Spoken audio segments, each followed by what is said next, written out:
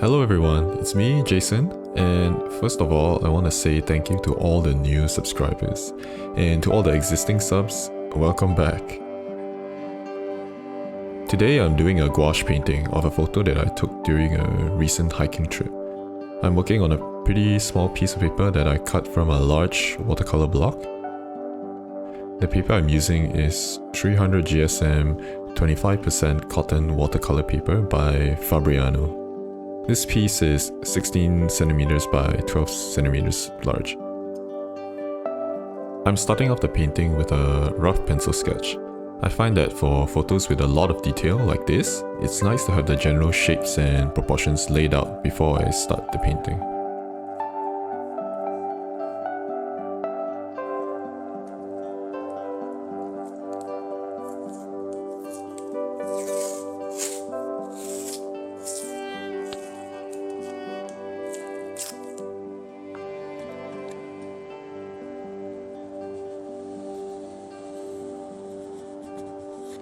After I'm done with the sketch, I tape the paper down with some masking tape.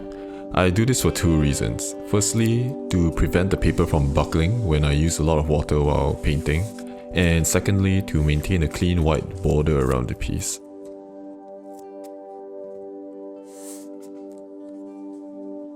The paint that I'll be using today are Winsor Newton's designer gouache. I've only recently got this set of paints, so I'm still getting used to working with them. Previously, I mainly used Holbein's acrylic gouache, and those have slightly different properties. I start by squeezing out some burnt sienna and burnt umber onto my palette.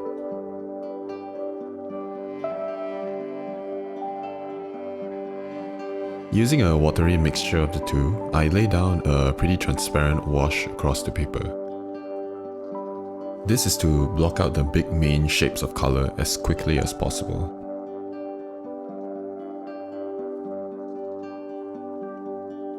To paint in the darker shadows, I use less water to get a more opaque gouache mixture.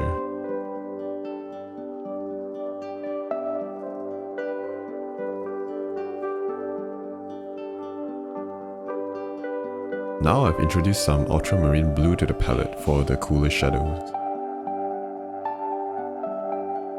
For the log that's in the middle of the painting, I add white to the browns I already have to get a lighter and more desaturated color. I'm painting in a very patchy manner because I was hoping to mimic the texture of the log that's in the photo. I'm varying the temperature and value of the paint that I'm using to give the log surface some variety. Now that I've gotten most of the earth tones, I'm finally starting to paint in the leaves. I'm sure you noticed that I've left white spaces where the leaves should be.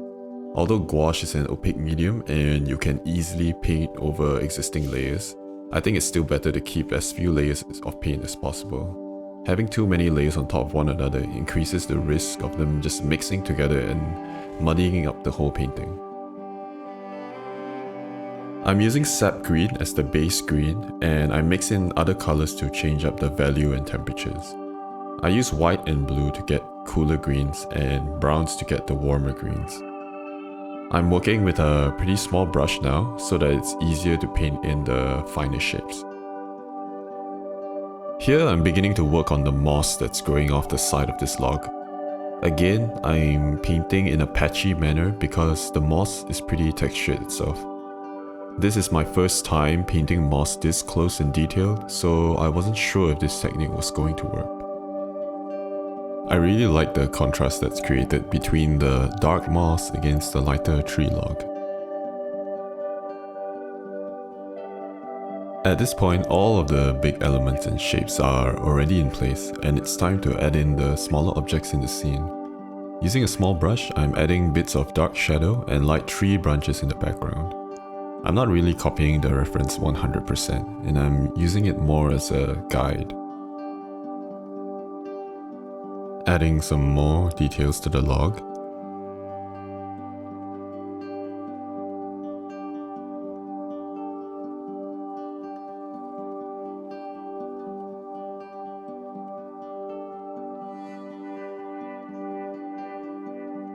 Now I mix the bright green using a mixture of sap green and lemon yellow to add some pop to the piece.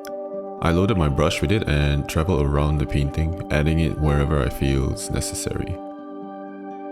I feel like these subtle temperature shifts really brings the painting up to another level.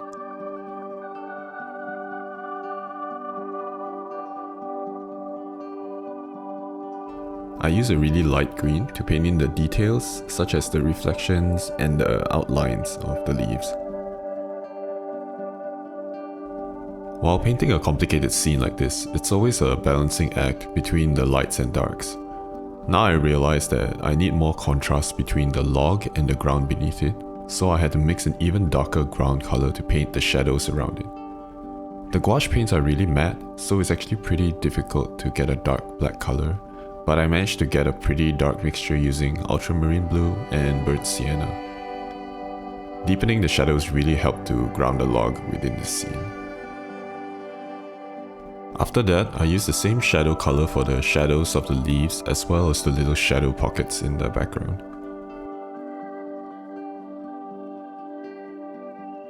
At this stage, it's really all about putting in all of the details. I'm going in with the existing colors of my palette and just painting in the little shapes and lines where they need to be. The detailing phase takes the longest by far, so I'm just gonna really speed up the footage for you here.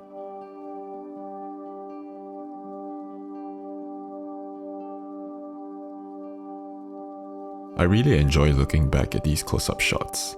While I was painting it, every brushstroke felt haphazard, but for some reason they look much more intentional on camera.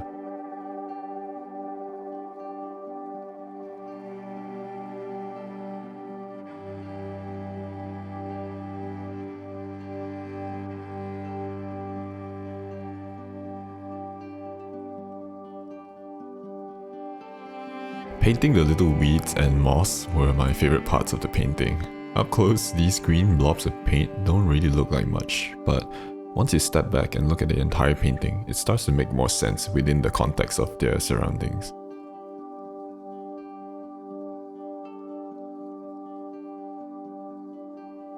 Something I learned about using water-based media such as watercolor and gouache is that your paintbrush can be used to lay down paint and remove it. Here I accidentally put down too much paint, so I use a dry brush to soak some of it back up and to spread it around.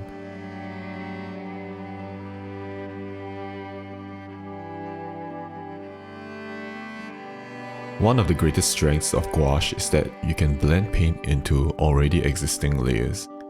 It's this property that really allows me to achieve the temperature shifts on the leaves. This kind of blending works really well for my painterly style.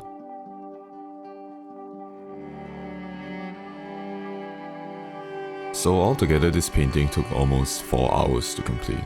I allowed myself to really get lost in the painting. The details were really fun to paint and took up most of the overall time.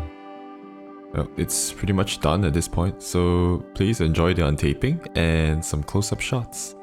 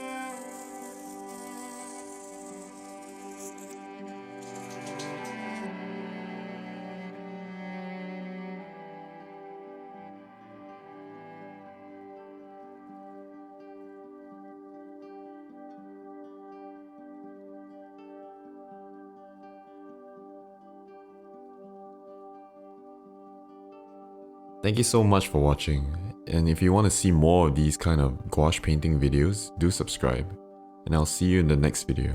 Bye bye.